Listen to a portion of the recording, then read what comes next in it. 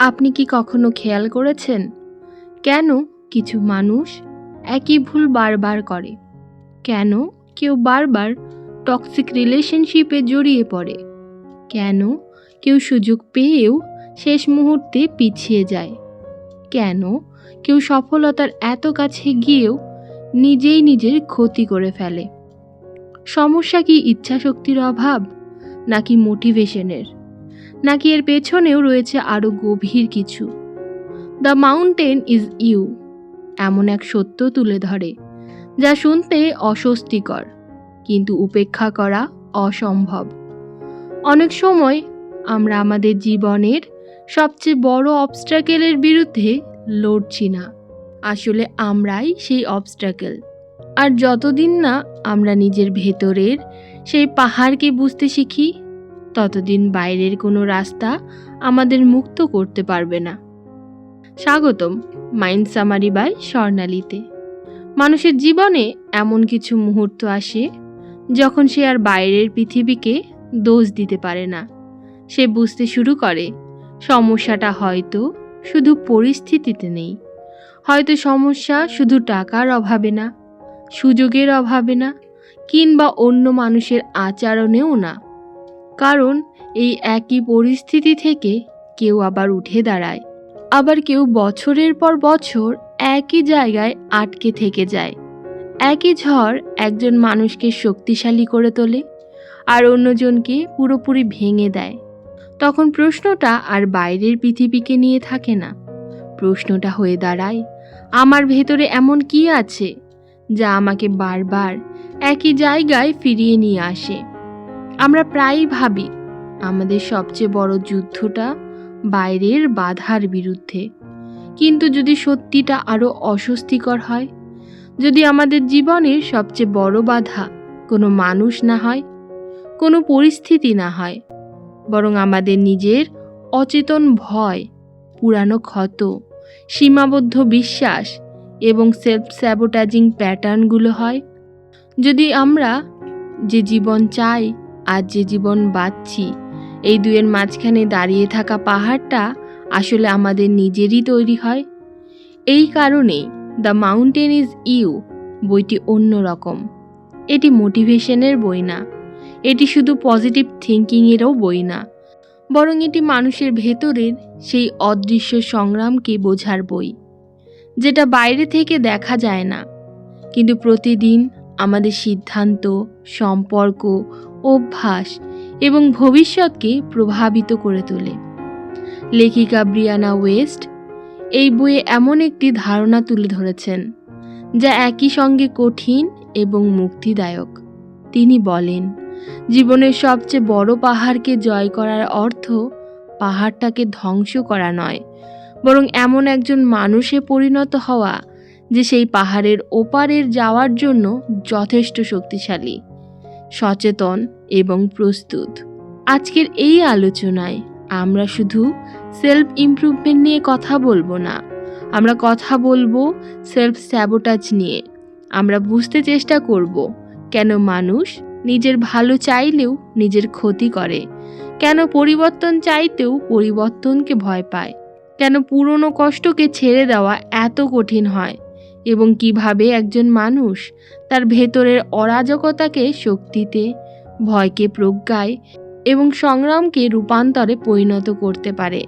তাহলে চলুন প্রবেশ করি সেই যাত্রায়, যেখানে লক্ষ্য পাহাড়কে সরানো নয়, বরং সেই মানুষটাকে আবিষ্কার করা যে পাহাড়ের থেকেও বড়।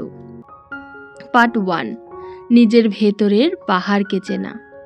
মানুষ সাধারণত মনে করে তার জীবনের সবচেয়ে বড় যুদ্ধটা বাইরের পৃথিবীর সাথে। কেউ ভাবে অর্থের অভাব তাকে আটকে রেখেছে, আবার কেউ ভাবে সুযোগের অভাব, অথবা কেউ ভাবে ভুল মানুষের কারণে তার জীবন এগোচ্ছে না, আবার কেউ মনে করে তার ভাগ্যই তার বিরুদ্ধে কাজ করছে। কিন্তু জীবনের একটা পর্যায়ে এসে অনেক মানুষ এমন এক উপলব্ধির সামনে দাঁড়ায় যেখানে বাইরের সমস্ত কারণ থাকা সত্ত্বেও প্রশ্নটা ধীরে ধীরে ভেতরের দিকে ঘুরে যায়। কারণ একই পরিস্থিতিতে একজন মানুষ উঠে দাঁড়ায় এবং আরেকজন ভেঙে পড়ে। একই ঝড় একজনকে শক্তিশালী করে তোলে, আরেকজনকে আরো দুর্বল করে দেয়। তখন বোঝা যায় ঘটনা নয়, ঘটনাকে ভেতর থেকে কিভাবে গ্রহণ করা হচ্ছে সেটাই অনেক সময় আসল পার্থক্য তৈরি করে। লেখিকা এই বইয়ের শুরুতেই এমন একটি সত্য তুলে ধরেন যা শুনতে অস্বস্তিকর কিন্তু উপেক্ষা করা খুব কঠিন। তিনি বলেন, অনেক সময় মানুষ তার স্বপ্ন থেকে দূরে থাকে না কারণ সে অক্ষম হয় বলে, বরং সে নিজের অজান্তেই এমন কিছু আচরণ, চিন্তা এবং আবেগের পুনরাবৃত্তি করে যা তাকে একই জায়গায় আটকে রাখে। এই প্রক্রিয়াকেই তিনি বলেন সেলফ স্যাবোটাজ। এই সেলফ স্যাবোটাজ শুনলেই মনে হয় যেন মানুষ ইচ্ছাকৃতভাবে নিজের ক্ষতি করছে, কিন্তু বাস্তবতা তার চেয়ে অনেক গভীর। কেউ সকালবেলা উঠে সিদ্ধান্ত নেয় না যে আজ সে নিজের ভবিষ্যৎ নষ্ট করবে, বরং বিষয়টা অনেকটা পুরনো একটা বাড়ির মতো।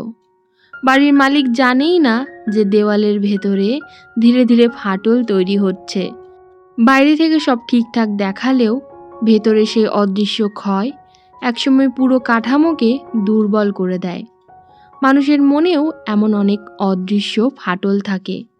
সেই ফাটলগুলো তৈরি হয় পুরনো ভয় থেকে, অমীমাংসিত অভিজ্ঞতা থেকে, শৈশবের বিশ্বাস থেকে, অথবা এমন কিছু ঘটনার মাধ্যমে যেগুলোকে মানুষ অনেক আগেই ভুলে গেছে বলে মনে করে। কিন্তু ভুলে যাওয়া আর প্রভাব শেষ হয়ে যাওয়া এক জিনিস নয়। একটা ছোট্ট শিশুর কথা ভাবা যাক। স্কুলে একদিন সে ক্লাসের সামনে দাঁড়িয়ে উত্তর দিতে ভুল করেছিল। পুরো ক্লাস হেসেছিল তার উপর। ঘটনাটা মাত্র কয়েক মিনিটের ছিল। কয়েক বছর পর সে যখন বড় হলো, চাকরি পেল, নতুন মানুষ হলো, কিন্তু যখনই কোনো মিটিংয়ে কথা বলার সুযোগ আসে, অদ্ভুত এক ভয় কাজ করে। সে মনে করে সে ইন্ট্রোভার্ট। সে ভাবে পাবলিক স্পিকিং তার জন্য নয়, অথচ বাস্তবে তার বর্তমান ভয়টা অনেক সময় সেই পুরনো মুহূর্তের দীর্ঘ ছায়া। বইটি বারবার বোঝাতে চায় যে মানুষ তার বর্তমানকে অনেক সময় বর্তমান দিয়ে পরিচালনা করে না, বরং তার অতীতের অদৃশ্য স্মৃতি দিয়ে পরিচালনা করে। একটা পুরনো রেডিওর কথা ভাবুন। যদি তার টিউনিং সিস্টেম নষ্ট হয়ে যায়, তাহলে পরিষ্কার সিগন্যাল থাকলেও সে নয়েজ ধরবে। সমস্যা সিগন্যালে নয়, রিসিভারে। মানুষের মাইন্ডও ঠিক অনেকটা এমনই। পৃথিবীতে সুযোগ থাকতে পারে, ভালোবাসা থাকতে পারে, সম্ভাবনা থাকতে পারে, কিন্তু যদি মানুষের ভেতরে গভীরভাবে বসে থাকে আমি যথেষ্ট নই, আমি পারবো না, আমার সাথে ভালো কিছু হয় না, তাহলে সেই লেন্স দিয়েই সব কিছু দেখতে শুরু করবে। এখানেই বইটির সবচেয়ে গুরুত্বপূর্ণ ধারণাগুলোর একটি আসে। সেলফ স্যাবোটাজ আসলে সেলফ হেট্রেট নয়, এটি অনেক সময় সেলফ প্রোটেকশন। একটা নদীর ধারে নির্মিত পুরনো বাঁধের কথা ভাবুন। একসময় সেই বাঁধ গ্রামকে বন্যার হাত থেকে রক্ষা করেছিল, কিন্তু বহু বছর পরে নদীর গতিপথ বদলে গেছে। বাঁধের আর প্রয়োজন নেই, তবুও বাঁধটি রয়ে গেছে এবং এখন সেটাই স্বাভাবিক জলের প্রবাহকে বাধা দিচ্ছে। মানুষের অনেক ইমোশনাল প্যাটার্নও ঠিক এমনই। কোনো এক সময় কোনো ভয় তাকে রক্ষা করেছিল, কোনো এক সময় অতিরিক্ত সতর্কতা তাকে আঘাত থেকে বাঁচিয়েছিল, কিন্তু বছরের পর বছর সেই একই প্যাটার্ন তার বিকাশকে আটকে দিতে শুরু করে। যে মানুষ বারবার সম্পর্ক থেকে পালিয়ে যায়, সে হয়তো কমিটমেন্টে ভয় পায় না, সে হয়তো এক সময় গভীরভাবে আহত হয়েছিল। যে মানুষ বারবার কাজ শুরু করে শেষ করতে পারে না, সে হয়তো অলস না, হয়তো তার ভেতরের ব্যর্থ হওয়ার ভয়ই এত গভীর যে শুরু করার চেয়ে থেমে থাকাই তার কাছে নিরাপদ মনে হয়। যে মানুষ সবসময় পারফেকশন খোঁজে, সে হয়তো এক্সিলেন্স চায় না, হয়তো সে ভুল করার অনুমতি নিজেকে দিতে পারে না। রাইটার এখানে বলেন, মানুষের বিহেভিয়ার প্রায় সমস্যার মূল কারণ নয়, বিহেভিয়ার হলো সমস্যার উপসর্গ। একটি গাছের পাতা যদি হলুদ হয়ে যায়, একজন অভিজ্ঞ মালি পাতাটাকে রং করার চেষ্টা করেন না। সে শিকড়ের দিকে তাকায়, কারণ সে জানে ওপরে যা দেখা যাচ্ছে তা নিচের কোনো অদৃশ্য সমস্যার প্রকাশ। বইটি পাঠককে ঠিক সেই শেকড়ের দিকে তাকাতে শেখায়, আর সেই শেকড়ের সবচেয়ে গভীর অংশে প্রায়ই থাকে ভয়। ভয়কে সাধারণত দুর্বলতা মনে করা হয়, কিন্তু বইটি ভয়কে অন্যভাবে ব্যাখ্যা করে। ভয় অনেক সময় মানুষের শত্রু নয়। ভয় হলো এমন একটি সংকেত যা বোঝাতে চায় কোনো জায়গায় হিলিং এখনও সম্পূর্ণ হয়নি। একটি স্মোক অ্যালার্মের কথা ভাবুন। ঘরে সামান্য ধোঁয়া উঠলেই অ্যালার্ম বেজে ওঠে। অ্যালার্মের উদ্দেশ্য ভালো, কিন্তু যদি প্রতিবার রান্না করার সময় অ্যালার্ম বেজে ওঠে, তাহলে সেটা সাহায্যের চেয়ে সমস্যা হয়ে দাঁড়াবে। মানুষের ইমোশনাল সিস্টেমও অনেকটা এমনই। একসময় যে ভয় সত্যিই প্রয়োজনীয় ছিল, সেটাই পরে অপ্রয়োজনীয় মুহূর্তে সক্রিয় হতে থাকে। ফলে মানুষ নতুন সম্পর্ককে বিপদ মনে করে, নতুন সুযোগকে ঝুঁকি মনে করে, নতুন জীবনের সম্ভাবনাকে অনিশ্চয়তা হিসেবে দেখে, এবং ধীরে ধীরে পরিচিত কষ্টকে অপরিচিত সম্ভাবনার চেয়ে বেশি নিরাপদ মনে হতে শুরু করে। এখানেই বইয়ের আরেকটি গভীর উপলব্ধি আসে। মানুষ পরিবর্তনকে ভয় পায় না। মানুষ পরিবর্তনের পরে তাকে যে হতে হবে সেটাকে ভয় পায়। কারণ পরিবর্তন মানে শুধু নতুন পরিস্থিতি না, পরিবর্তন মানে নতুন পরিচয়। একটি শুঁয়োপোকার কথা ভাবুন। সে যদি জানতো প্রজাপতি হওয়ার আগে তাকে নিজের পুরনো রূপ ভেঙে ফেলতে হবে, হয়তো সেই প্রক্রিয়াই ধ্বংস বলে মনে হতো। কিন্তু প্রকৃতি জানে সেটাই রূপান্তর। মানুষও অনেক সময় তার ট্রান্সফরমেশনকে ধ্বংস বলে ভুল করে। সে ভাবে তার জীবন ভেঙে যাচ্ছে, সে ভাবে সব কিছু হারিয়ে যাচ্ছে, সে ভাবে সে পথ হারিয়েছে। কিন্তু বাস্তবে অনেক সময় পুরনো পরিচয়টাই ভেঙে যাচ্ছে, যাতে নতুন পরিচয়ের জন্ম হতে পারে। এই কারণেই লেখিকার মতে জীবনের সবচেয়ে বড় মাউন্টেন বা পাহাড় কোনো এক্সটার্নাল অবস্ট্যাকেল না। সেই পাহাড় হলো নিজের ভেতরের অমীমাংসিত ভয়, অচেতন অভ্যাস, পুরনো পরিচয় এবং সীমাবদ্ধ বিশ্বাসের সমষ্টি। এবং যতদিন মানুষ এই পাহাড়কে বাইরের পৃথিবীতে খুঁজবে, ততদিন সে সমাধান খুঁজে পাবে না। কারণ যে যুদ্ধটা ভেতরে চলছে তার সমাধান বাইরে পাওয়া সম্ভব না। আর সেখান থেকেই শুরু হয় এই বইটির দ্বিতীয় ও আরও গভীর যাত্রা। নিজেকে বদলানোর নয়, বরং নিজেকে বুঝে ধীরে ধীরে রূপান্তরিত করার যাত্রা। পার্ট 2, পাহাড়ের ওপারে নয়, পাহাড়ের মধ্য দিয়েই রূপান্তর। লেখিকা বইটির একটি অত্যন্ত গুরুত্বপূর্ণ জায়গায় এসে এমন একটি কথা বলেন যা পুরো বইয়ের ভিত্তিকে আরও পরিষ্কার করে তোলে। তিনি বলেন, মানুষের জীবনের লক্ষ্য কষ্ট থেকে পালিয়ে যাওয়া নয়, বরং সেই কষ্টের ভাষাকে বুঝতে শেখা। কারণ জীবনের অনেক যন্ত্রণা আসলে আমাদের ধ্বংস করার জন্য আসে না, তারা আসে এমন কিছু দেখানোর জন্য যা আমরা দীর্ঘদিন ধরে দেখতে চাইনি। এই কারণেই বইটি শুধু সেলফ স্যাবোটাজ নিয়ে থেমে থাকে না, বরং প্রশ্ন করে, যদি সমস্যার শিকড় খুঁজে পাওয়া যায়, তাহলে এরপর কি? মানুষ কিভাবে সেই পুরনো প্যাটার্নের বাইরে বের হবে? কিভাবে বছরের পর বছর ধরে তৈরি হওয়া ইমোশনাল হ্যাবিটকে পরিবর্তন করবে? কিভাবে এমন একজন মানুষে রূপান্তরিত হবে যে আর নিজের বিরুদ্ধে কাজ করবে না? এই অংশে লেখিকা মানুষের ভেতরের হিলিং প্রসেসকে ব্যাখ্যা করেন, কিন্তু হিলিং শব্দটা তিনি সাধারণ অর্থে ব্যবহার করেন না। অনেক মানুষ হিলিং বলতে বোঝে অতীত ভুলে যাওয়া, খারাপ স্মৃতি মুছে ফেলা, অথবা এমন একটি জায়গায় পৌঁছানো যেখানে আর কোনো কষ্ট থাকবে না। কিন্তু বইটি একেবারে ভিন্ন কথা বলে। মানুষের জীবনে এমন কোনো অবস্থান নেই যেখানে আর কোনো ভয় থাকবে না, কোনো অনিশ্চয়তা থাকবে না, বা কোনো ব্যথা থাকবে না, বরং ইমোশনাল ম্যাচুরিটি শুরু হয় তখন যখন মানুষ বুঝতে পারে ব্যথা সবসময় সমস্যা না। অনেক সময় ব্যথা একটি বার্তা। একটি পুরনো বাড়ির কথা ভাবা যাক। বছরের পর বছর ধরে সেই বাড়ির একটি ঘর বন্ধ ছিল, কেউ সেখানে যায়নি, জানালাগুলো বন্ধ ছিল, আলো ঢোকে না, বাতাস ঢোকে না। বাইরে থেকে বাড়িটা ঠিকঠাক দেখালেও সেই ঘরের ভেতরে ধীরে ধীরে ধুলো জমেছে, আর্দ্রতা তৈরি হয়েছে, দেওয়ালে ছত্রাক ধরেছে। এখন যদি বাড়ির মালিক সত্যিই বাড়িটাকে সুস্থ করতে চায়, তাহলে তাকে সেই ঘরের দরজা খুলতেই হবে।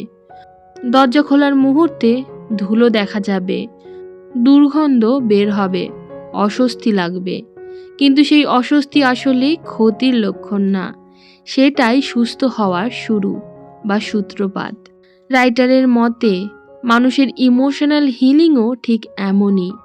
অনেক মানুষ বছরের পর বছর নিজের কিছু অনুভূতিকে বন্ধ ঘরের মতো লুকিয়ে রাখে।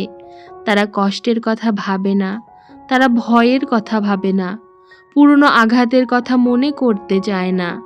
বাইরে থেকে জীবন চলতে থাকে, কিন্তু ভেতরে সেই অমীমাংসিত আবেগগুলো অদৃশ্যভাবে আচরণকে নিয়ন্ত্রণ করতে থাকে।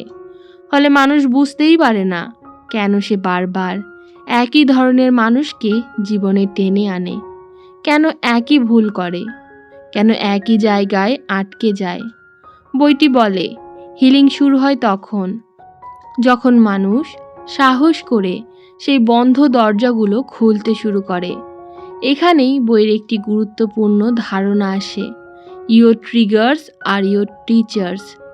অর্থাৎ যেসব বিষয় মানুষকে বারবার ইমোশনালি ডিস্টার্ব করে, সেগুলো শুধু বিরক্তিকর ঘটনা নয়, সেগুলো অনেক সময় তার ভেতরের আনসলভড অংশগুলোর দিকে ইঙ্গিত করে। ধরুন একজন মানুষ সামান্য সমালোচনাতেই গভীরভাবে আহত হয়। বাইরের দৃষ্টিতে মনে হতে পারে সমস্যা সমালোচনায়, কিন্তু বইটি বলবে সমালোচনা শুধু দরজায় নক করেছিল, আসল ব্যথা অনেক গভীরে ছিল। হয়তো তার ভেতরে বহুদিন ধরে এমন একটা বিশ্বাস কাজ করেছিল যে সে যথেষ্ট ভালো নয়। সেই কারণে ছোট্ট একটি মন্তব্য তার কাছে বড় আঘাত হয়ে ওঠে। একটি শান্ত নদীর কথা ভাবুন। যদি নদীর তলায় কাদা জমে থাকে, তাহলে সামান্য একটা পাথর ছুঁড়লেই জল ঘোলা হয়ে যাবে। পাথর সমস্যা নয় এখানে, পাথর শুধু তলার কাদাটাকে দৃশ্যমান করেছে। মানুষের ইমোশনাল ট্রিগারও ঠিক তেমনই। তারা নতুন কষ্ট তৈরি করে না, তারা পুরনো কষ্টকে আরও দৃশ্যমান করে তোলে। এই উপলব্ধির পর বইটি আইডেন্টিটি নিয়ে কথা বলতে শুরু করে। কারণ রাইটারের মতে মানুষের জীবন পরিবর্তন হয় না শুধু নতুন অভ্যাস তৈরি করলে, জীবন পরিবর্তন হয় যখন পরিচয় পরিবর্তন হয়। একজন মানুষ যদি প্রতিদিন নিজেকে বলে আমি আত্মবিশ্বাসী হতে চাই, তাহলে সেটা একটা গোল। কিন্তু যদি সে ধীরে ধীরে নিজেকে এমন একজন মানুষ হিসেবে দেখতে শুরু করে যে নিজের ওপর বিশ্বাস করে, তখন সেটা আইডেন্টিটি হয়ে যায়। আর আইডেন্টিটি আচরণের চেয়ে অনেক বেশি শক্তিশালী। একটা বাগানের কথা ভাবা যাক। যদি কোনো মালি প্রতিদিন আগাছা কাটে কিন্তু মাটির গুণগত মান পরিবর্তন না করে, তাহলে আগাছা আবারও জন্মাবে। কিন্তু যদি সে মাটিকেই বদলে দেয়, তাহলে পুরো বাগানের প্রকৃতি বদলে যাবে। মানুষের আচরণও অনেকটা আগাছার মতো, আর পরিচয় হলো সেই মাটি যেখান থেকে আচরণ জন্ম নেয়। এই কারণেই বইটি বারবার বলে মানুষ তার হ্যাবিটসের লেভেলে পরিবর্তন আনার চেষ্টা করে, কিন্তু তার বিলিফসের লেভেলে খুব কম কাজ করে। অথচ মানুষের বাস্তবতা অনেক সময় তার বিশ্বাসের সীমা পর্যন্তই বিস্তৃত হয়। যে মানুষ গভীরে বিশ্বাস করে যে সে ভালোবাসার যোগ্য না, সে ভালোবাসা পেলেও অস্বস্তি অনুভব করবে। আর যে মানুষ বিশ্বাস করে সাফল্য তাকে ক্লান্ত করে দেবে, সে সাফল্যর কাছাকাছি গিয়েও পিছিয়ে আসবে। যে মানুষ বিশ্বাস করে তার মূল্য প্রমাণ করতে হলে সবসময় সংগ্রাম করতে হবে, সে সহজ সুযোগকেও সন্দেহের চোখে দেখবে। এখানে রাইটার একটি অসাধারণ ধারণা তুলে ধরেন। তিনি বলেন, মানুষ প্রায়ই ভাবে সে তার ভবিষ্যৎ তৈরি করছে, কিন্তু বাস্তবে সে অনেক সময় তার পুরনো পরিচয়কে ভবিষ্যতের ওপর প্রজেক্ট করছে। অর্থাৎ সে নতুন জীবন চায়, কিন্তু পুরনো সেলফ ইমেজও ধরে রাখতে চায়। আর এই দুয়ের মধ্যেই সংঘর্ষই সেলফ স্যাবোটাজের জন্ম দেয়। একটি সাপ যখন তার পুরনো খোলস ছাড়ে, তখন সেই প্রক্রিয়াটা আরামদায়ক হয় না, কিন্তু নতুনভাবে বেড়ে ওঠার জন্য পুরনো খোলস ছাড়তেই হয়। মানুষও যখন নতুন জীবনের দিকে এগোয়, তখন তাকে পুরনো গল্প, পুরনো পরিচয়, পুরনো সীমাবদ্ধতা এবং পুরনো বিশ্বাসের কিছু অংশ ছেড়ে দিতে হয়। এই প্রক্রিয়াটিকেই লেখিকা ট্রান্সফরমেশন বলেন। বইটির শেষ দিকের অধ্যায়গুলোতে এসে একটি গভীর সত্য আরও স্পষ্ট হয়ে ওঠে। জীবনের উদ্দেশ্য সব সমস্যা দূর করা নয়।